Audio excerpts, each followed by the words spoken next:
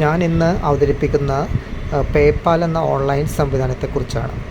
നമുക്ക് ഇൻ്റർനാഷണലായിട്ട് ഓരോ ട്രാൻസാക്ഷൻസൊക്കെ ചെയ്യുമ്പോഴത്തേക്കും നമുക്ക് ഓൺലൈനായിട്ട് എമൗണ്ട് റിസീവ് ചെയ്യാനും അതുപോലെ എമൗണ്ട് പേ ചെയ്യാനും ഉപകരിക്കുന്ന വളരെ സേഫറായിട്ടുള്ളൊരു സംവിധാനമാണ് നമ്മൾ പേപ്പാൽ എന്ന് പറയുന്നത്.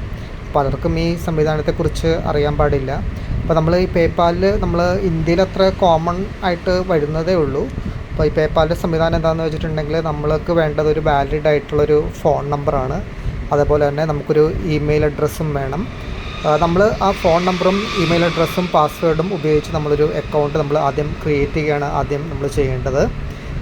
നമ്മൾ ഈ പേപ്പാൽ സംവിധാനത്തെക്കുറിച്ച് പറയുകയാണെങ്കിൽ നമുക്ക് ഒരുപാട് അഡ്വാൻറ്റേജസ് നമുക്ക് പറയാൻ പറ്റും.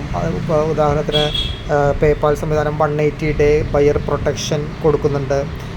അതുപോലെ തന്നെ വളരെ സുരക്ഷിതമായിട്ടുള്ളൊരു സംവിധാനമാണ്.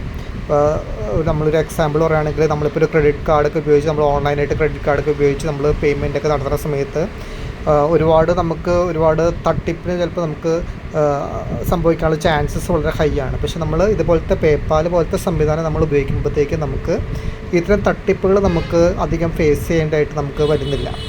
ഇനി എന്തൊക്കെയാണ് നമുക്ക് ഈ പേപ്പാൽ തുടങ്ങാൻ വേണ്ടി നമുക്ക് ചെയ്യേണ്ടത് എന്താണെന്ന് നമുക്ക് നോക്കാം.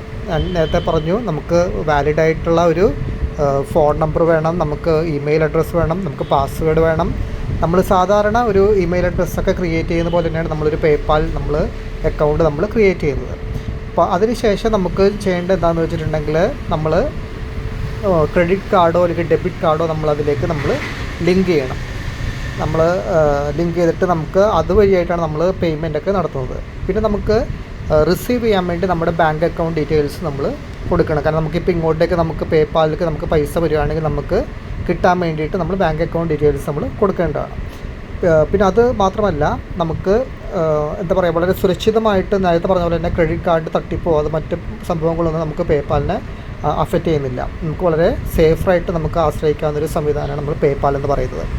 പിന്നെ നമ്മൾ ഒരു തവണ വളരെ സേഫായിട്ട് നമ്മൾ പേയ്മെൻറ്റ് നടത്തി കഴിയുമ്പോഴത്തേക്കും നമ്മൾ കൊടുത്തിരിക്കുന്ന ഇമെയിൽ അഡ്രസ്സിലേക്ക് നമുക്ക് ഈ റെസീറ്റ് നമുക്ക് കിട്ടും. നമ്മൾ പേയ്മെൻറ്റ് നടത്തുന്ന സമയത്ത് നമുക്ക് റെസീറ്റ് നമുക്ക് പേപ്പാൽ വഴിയായിട്ട് നമുക്ക് കിട്ടും. അപ്പോൾ വളരെ നമുക്ക് സുരക്ഷിതമായിട്ട് നമുക്ക് ആശ്രയിക്കാൻ പറ്റുന്ന ഒരു ഓൺലൈൻ സംവിധാനമായിട്ട് നമുക്ക് ഈ പേപ്പാലിനെ നമുക്ക് കണക്കാക്കാം. അതുകൊണ്ട് നമുക്ക് ഈ പേപ്പാലിൻ്റെ സംവിധാനത്തെക്കുറിച്ച് നമുക്ക് കൂടുതൽ ഡീറ്റെയിൽഡായിട്ട് നമുക്ക് നോക്കുന്ന സമയത്ത് നമുക്ക് അതിൻ്റെ ഒരുപാട് ഗുണങ്ങൾ നമുക്ക് അറിയാനായിട്ട് നമുക്ക് സാധിക്കും.